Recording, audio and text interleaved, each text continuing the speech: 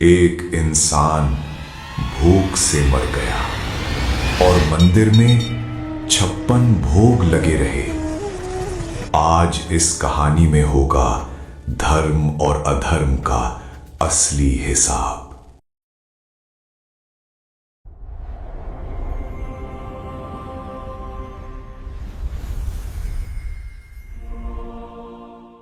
जेठ की जलती हुई दोपहरी 80 साल का बूढ़ा माधव भूख से बेहाल होकर हलवाई की दुकान पर पहुंचता है, जहां अमीरी और गरीबी का अजीब तमाशा चल रहा था। अरे लाला जी, 2 किलो काजू कतली बांध दो। और सुनिए, माल एकदम शुद्ध देसी घी का होना चाहिए। आज घर में सत्यनारायण भगवान की कथा है, भोग में जरा भी कमी बर्दाश्त नहीं करूंगा। अरे सेठ जी, आप बेफिक्र रहिए, ऐसी मिठाई दूंगा कि भगवान भी खुश हो जाएंगे और आपके मेहमान भी उंगलियां चाटते रह जाएंगे। बाबूजी, ओ बाबूजी, माफ करना पर मेरी हालत देख लो। 2 दिन से पेट में अन्न का एक दाना नहीं गया। मिठाई नहीं चाहिए सरकार, बस वो कढ़ाई के किनारे जली हुई खुरचन पड़ी है, वही दे दो, जान बच जाएगी। अरे ये बीच में कहां से आ गया? ओए बुढ़े, पीछे हट, दिखता नहीं बड़े लोग खड़े? तेरी बदबू से मेरी दुकान और ग्राहक दोनों खराब हो रहे हैं। चल भग यहाँ से। छी लाला जी, ये क्या तमाशा है? हम यहाँ हजारों का प्रसाद ले रहे हैं और आपने भिखारियों का अड्डा बना रखा है। इसे जल्दी भगाओ, मेरा पूजा का मूड खराब हो रहा है। सुना तूने? सेठ जी नाराज हो रहे हैं। यहाँ कोई लंगर नहीं चल रहा, निकल यहाँ से। ले शेरू, आजा बेटा, खा ले। तू दुकान की रखवाली करता है, खा ले बेटा। वाह सेठ जी, गजब का न्याय है आपका। सामने एक जानवर मजे से ब्रेड खा रहा है और एक इंसान दाने दाने को तरस रहा है। मतलब इस दुनिया में रोटी पाने के लिए इंसान होना काफी नहीं, पूंछ होना जरूरी है। ज्यादा ज्ञान मत दे, वो जानवर वफादार है, उसे खिलाऊंगा तो पुण्य मिलेगा। तेरे जैसे कामचोर को खिलाने से पाप लगेगा। चल आगे बढ़, धंधा मत खराब कर। बाबूजी, आप भगवान को भोग लगाने जा रहे हैं ना, बस इतना सोचिएगा, क्या भगवान ने कभी कहा है कि मेरे बनाए इंसान को भूखा मारकर मेरी मूरत को खिलाओ? अरे लाला, उठाओ डंडा, ये ऐसे नहीं मानेगा। लाठी मत उठाओ मालिक, जा रहा हूँ। खुश रहो, शायद मेरे हिस्से में इस बाजार की धूल ही लिखी है। माधव अपमान का घूंट पीकर आगे बढ़ जाता है और पीछे हलवाई और ग्राहक अपनी झूठी शान में मगन रहते हैं।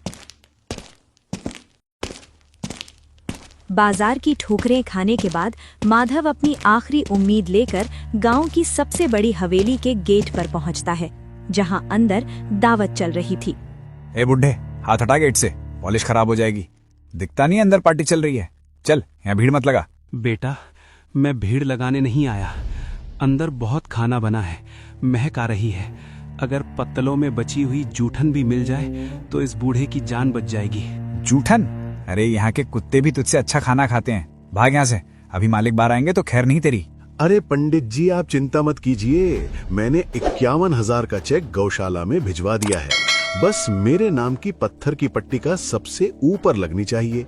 धर्म के काम में दीवान चंद कभी पीछे नहीं रहता। छी, ये क्या बला है? दरबान, मैंने कहा था ना कि गेट पर कोई भिखारी नहीं दिखना चाहिए। मेरा पूरा मूड खराब कर दिया। सेठ जी, मैंने अभी सुना आप तो बड़े धर्मात्मा हैं, जानवरों के लिए हजारों का दान करते हैं। अगर इस भूख से मरते इंसान को एक रोटी का टुकड़ा दे देंगे तो भगवान आपका भंडार हमेशा भरा रखेगा। ओए, जबान संभाल। अपनी तुलना गौ माता से करता है। वो माता है और तू क्या है? एक कामचोर भिखारी। हट्टे कट्टे होकर भीख मांगते हो और ऊपर से मुझे धर्म सिखाते हो। मालिक, भूख तो जानवर को भी लगती है और इंसान को भी। पेट की आग तो दोनों की एक जैसी है। बस एक शब्द और नहीं। दरबान, क्या देख रहा है? धक्के मार कर निकाल इसे। अगर ये दोबारा मेरी हवेली के आसपास भी दिखा तो पुलिस में दे देना। शगुन खराब कर दिया दिन दहाड़े। चल निकल यहाँ से। बड़ा अजीब धर्म है तुम्हारा सेठ जी। पत्थर पर नाम लिखवाने के लिए दौलत लुटा दी और एक जिंदा इंसान को धक्के मार दिए। माधव अपनी लाठी उठाता है और टूटे हुए स्वाभिमान के साथ आगे बढ़ जाता है। दुनिया के हर दरवाजे से दुत्कार मिलने के बाद थका हारा माधव अपनी आखिरी उम्मीद लेकर ईश्वर के भव्य मंदिर पहुंचता है, जहां अमीर भक्तों की भीड़ लगी थी। अरे भाई, थोड़ा रास्ता दो, मेरे हाथ में 500 रुपए वाली माला है, खराब हो जाएगी। मुझे जल्दी दर्शन करने हैं। ले लो बाबूजी, गुलाब के ताजे फूल ले लो। भगवान को खुश करना है तो बड़ी माला चढ़ाओ। हे दीनानाथ, देख रहा हूँ तेरे दरबार में आने के लिए भी लोगों को धक्का मुक्की करनी पड़ रही है। दुनिया ने मुझे ठुकरा दिया, हवेली वाले ने भगा दिया, पर तेरा दरवाजा तो सबके लिए खुला है ना।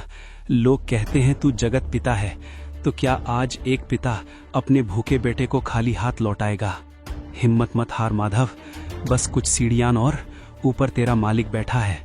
आज तेरे और उसके बीच कोई नहीं आ सकता। सुना है तेरे घर में देर है, अंधेर नहीं। आज मेरी परीक्षा मत लेना सरकार, आज शरीर में ताकत नहीं बची। उफ, मंदिर प्रशासन भी पता नहीं क्या करता है। गेट पर ही भिखारियों को बैठा रखा है। दर्शन का मजा किरकिरा हो जाता है। कोई बात नहीं, ये लोग नहीं समझेंगे।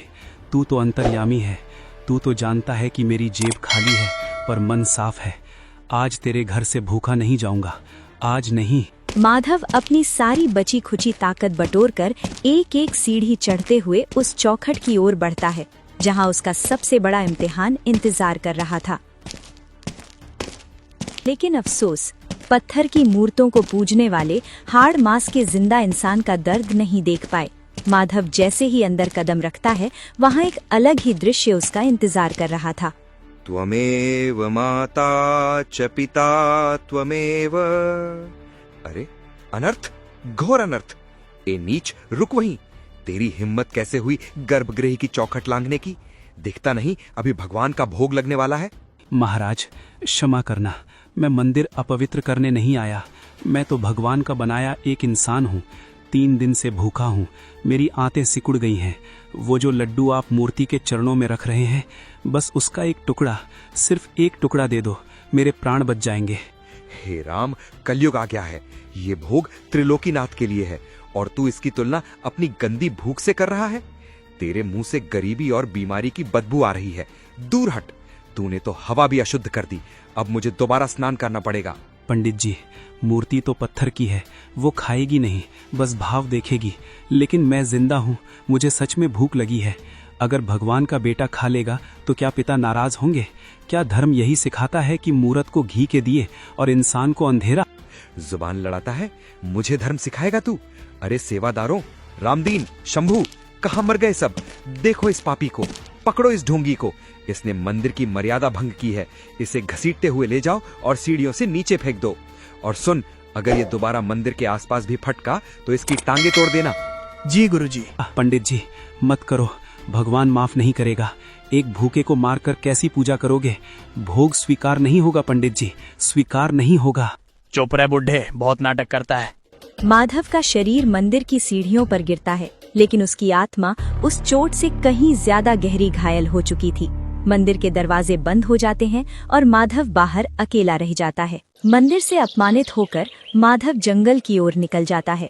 उसका शरीर अब जवाब दे चुका था। दुनिया के दरवाजे बंद हो चुके थे, इसलिए अब उसे एक पुरानी बात याद आती है। हे मालिक, आज सबने दुत्कार दिया, पर मुझे याद आ रहा है, बहुत पहले तेरे ही किसी एक भक्त ने मुझसे कहा था कि माधव, जब दुनिया के सारे सहारे टूट जाएं, तो उस सच्चे मालिक को पुकारना। वो पत्थरों में नहीं, वो तो कण कण में है और वो कभी अपने बंदे को निराश नहीं करता। अगर उस भक्त की बात सच थी और अगर तू सच में कहीं है, तो आज मेरी सुध ले ले दाता। मैंने सुना है तू गरीबों की सुनता है। अब ये शरीर नहीं सहा जाता। मेरी लाज रख ले मालिक, मेरी लाज रख ले। माधव के सूखे होठों से निकली ये पुकार उस विश्वास की थी जो उसने किसी भक्त से सुना था। उसकी ये अंतरात्मा की चीख जमीन और आसमान के पर्दे फाड़ती हुई सीधे उस पूर्ण परमात्मा के दरबार में जा गूंजी। जंगल में सन्नाटा छा जाता है। माधव का शरीर शांत हो जाता है, क्योंकि उसकी पुकार सही जगह पहुंच चुकी थी। काले धुएं के बीच से काल के 2 सिपाही प्रकट होते हैं। यही है वो 812 नंबर का जीव, माधव। सारी जिंदगी गरीबी में रोता रहा और अंत भी लावारिसों की तरह हुआ। उफ, भाई, इसके पास जाने का मन नहीं कर रहा। कैसी सड़ी हुई दुर्गंध आ रही है इसके शरीर से। लगता है पाप और गरीबी दोनों ने इसे गला दिया है। अरे हमें शरीर से क्या मतलब, हमें तो इसकी जीवात्मा चाहिए। यमराज का सख्त आदेश है, इसे प्यार से नहीं बल्कि गले में फंदा डालकर घसीटते हुए यमलोक ले जाना है। इसने अपने कर्मों का हिसाब नहीं चुकाया है अभी। तो फिर देर किस बात की? मुझे वैसे भी यहाँ रुकने में घिन आ रही है। जल्दी से इसका काम तमाम करो और चलो, आज यमलोक में बहुत भीड़ है। ले माधव, ये ले तेरा आखिरी इनाम। अब तुझे कोई नहीं बचा सकता। चल काल के दरबार में। लेकिन जैसे ही वो कालपाश माधव को छूने वाला होता है, तभी माधव की वो सच्ची पुकार अपना असर दिखाती है। तभी उस घने जंगल में एक चमत्कार होता है। माधव की उस सच्ची पुकार के जवाब में आसमान से एक ऐसी दिव्य सफेद रोशनी उतरती है जिसके सामने करोड़ों सूर्यों का तेज भी फीका पड़ जाए। मेरी आंखें, ये कैसा प्रकाश है? इस मृत्यु लोक में इतना तेज लेकर कौन आया? ठहरो, अपनी सीमा में रहो काल के दूतों। आप कौन हैं? हम यमराज के सिपाही हैं, अपना काम कर रहे हैं। ये जीव हमारा है, इसका नाम हमारी सूची में है। हट जाइए हमारे रास्ते से। ये जीव अब तुम्हारा नहीं रहा, इसकी सूची बदल चुकी है। तुमने इसकी फटेहाल काया देखी, पर मैंने इसकी अंतरात्मा की पुकार सुनी। इसने भूख में शरीर त्यागा, पर धैर्य नहीं त्यागा। इसने अपमान सहा, पर क्रोध नहीं किया। और अंत समय में इसने उस सच्चे मालिक को याद किया जो तुम्हारी पहुंच से बहुत दूर है। नियम नियम होता है साधु। इसने जीवन भर दुख भोगा है, इसका मतलब इसके कर्म खोट थे। हम इसे घसीट कर ही ले जाएंगे। जिसका रक्षक स्वयं समर्थ हो, उसका बाल भी बांका नहीं कर सकता काल। माधव ने उस भक्त की बात मानकर अंत समय में सत्य की शरण ली थी। अब ये यमलोक की यातनाओं का नहीं, सतलोक के सुखों का अधिकारी है। उठो माधव। हे देव, आप आ गए। उस भक्त ने सच कहा था, आप सच में आते हैं। आपने इस अनाथ को अपना लिया। तू अनाथ नहीं है माधव। जो उस मालिक पर भरोसा रखता है, वो कभी अकेला नहीं होता। भागो, ये कोई साधारण साधु नहीं है। अगर हम यहाँ एक पल भी रुके तो हमारा अस्तित्व मिट जाएगा। भागो। यमदूत काले धुएं की तरह वहाँ से गायब हो जाते हैं और कबीर साहिब जी माधव को तत्व ज्ञान के बारे में समझाते हैं। हे महात्मा, आप कौन हैं? मेरी जान क्यों बचाई? मेरे पास तो जीने का कोई सहारा नहीं है। माधव, आत्महत्या कायरता है। तू गरीब इसलिए है क्योंकि तूने पिछले जन्मों में सत भक्ति नहीं की। लेकिन अब घबरा मत, मैं तुझे वो संजीवनी मंत्र देने आया हूँ जिससे तेरे पापों का नाश होगा। क्या प्रभु, क्या मंत्र जाप से मेरी भूख मिट जाएगी? अवश्य माधव। राम रटत दारिद्र नशय होवे परम आनंद। मैं तुझे नाम दीक्षा देता हूँ। आज से तू मर्यादा में रहना। बीड़ी, तंबाकू, मांस, मदिरा का त्याग कर और सुबह शाम इस मंत्र का जाप कर। भगवान चींटी को भी कण देते हैं और हाथी को मण। तेरा भंडार भी भरेगा। जा बेटा, अब तू अनाथ नहीं है। अपना काम कर और सुमिरन कर। मैं हमेशा तेरे अंग संग हूँ। इतना कहकर कबीर साहिब अंतर्ध्यान हो जाते हैं। उस रात के बाद माधव बदल गया। उसने रोना छोड़ दिया और परमात्मा के बताए नियमों पर चलना शुरू कर दिया। उसने भी भीख मांगना बंद कर दिया और जंगल से लकड़ियां बीन कर बेचना शुरू किया। कहते हैं, बिन मांगे मोती मिले, मांगे मिले न भीख। जैसे जैसे माधव की भक्ति बढ़ी, वैसे वैसे उसकी बरकत बढ़ने लगी। माधव ने लकड़ियों के काम से पैसे बचाकर सड़क किनारे एक छोटी सी चाय और नाश्ते की दुकान खोल ली। जिस बाजार में उसे धक्के मिले थे, आज उसी बाजार में उसकी दुकान सबसे ज्यादा चलती है। उसका व्यवहार और ईमानदारी देखकर ग्राहक खिंचे चले आते हैं। माधव के अंदर एक नई ऊर्जा और विश्वास भर जाता है। उधर जंगल में माधव को परम शांति मिली, लेकिन इधर यमलोक के सख्त अनुशासन में हड़कंप मच गया।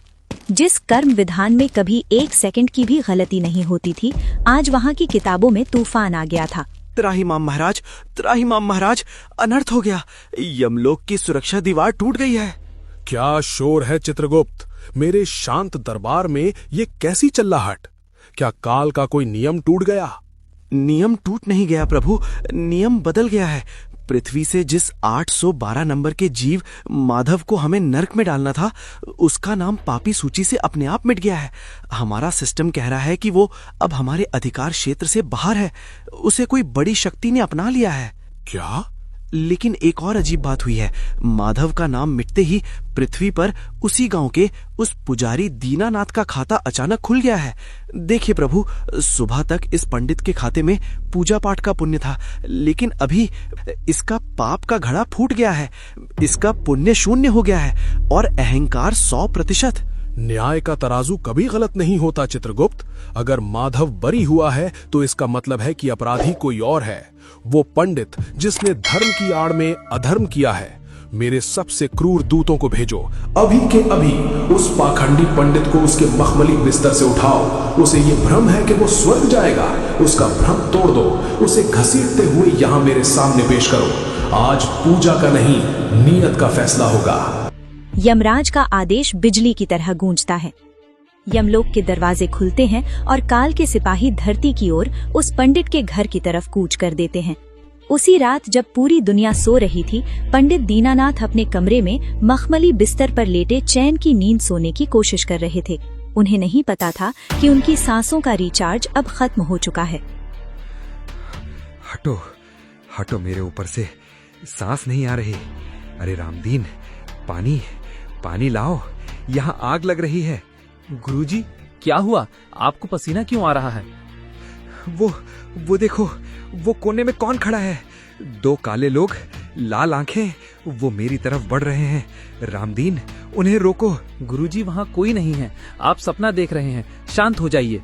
नहीं, ये सपना नहीं है। वो भैंसा, वो बड़ा सा भैंसा मेरे पास आ रहा है। दूर हटो, मुझे मत छुओ, मैं ब्राह्मण हूँ, मैंने आज ही 56 भोग लगाया है, मुझे छूने का अधिकार नहीं है तुम्हें।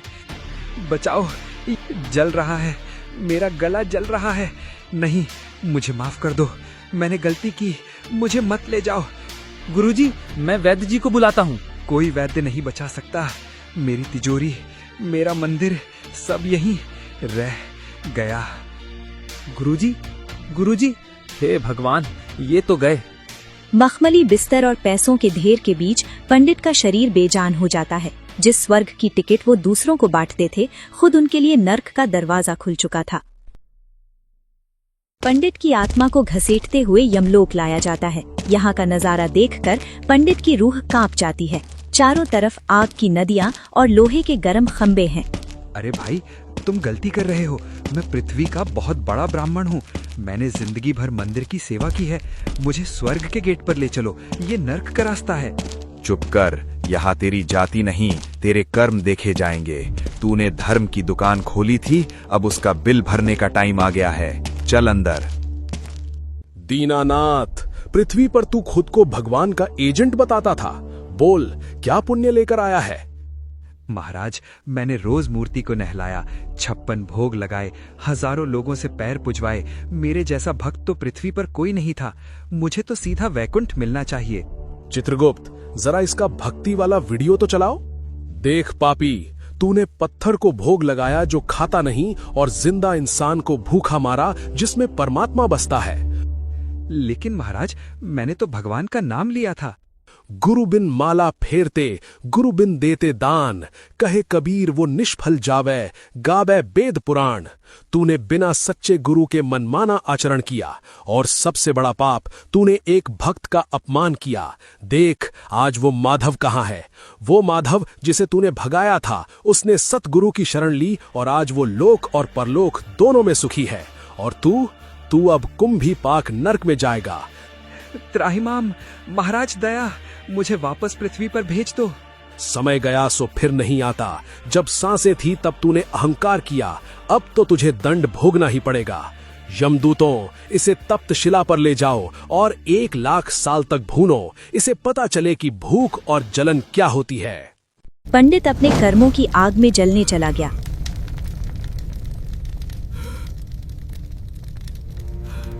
और माधव भक्ति की छाह में सुखी हो गया। सच ही कहा है कबीर साहिब ने, कबीर गर्भ योगेश्वर गुरु बिना लागा हर का हेत, खसम बिना खेती खड़ी उसे चुग गए हिरन खेत। अर्थात गुरु के बिना की गई भक्ति वैसे ही बर्बाद हो जाती है जैसे बिना मालिक के खेत को जानवर खा जाते हैं।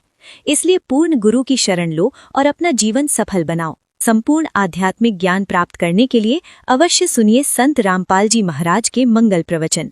संत रामपाल जी महाराज के मंगल प्रवचन सुनने के लिए आज ही डाउनलोड करें संत रामपाल जी महाराज ऐप और सब्सक्राइब करें हमारा यूट्यूब चैनल संत रामपाल जी महाराज।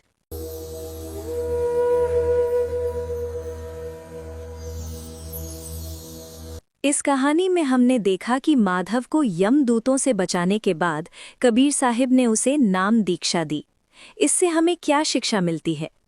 ए. मंत्र से केवल पैसा मिलता है। बी. बिना गुरु धारण किए और नाम दीक्षा लिए जीव का मोक्ष संभव नहीं है। सी. गुरु केवल जंगल में मिलते हैं। डी. यमदूत केवल मंत्र से डरते हैं। कृपया अपना सही जवाब हमें कमेंट में भेजें।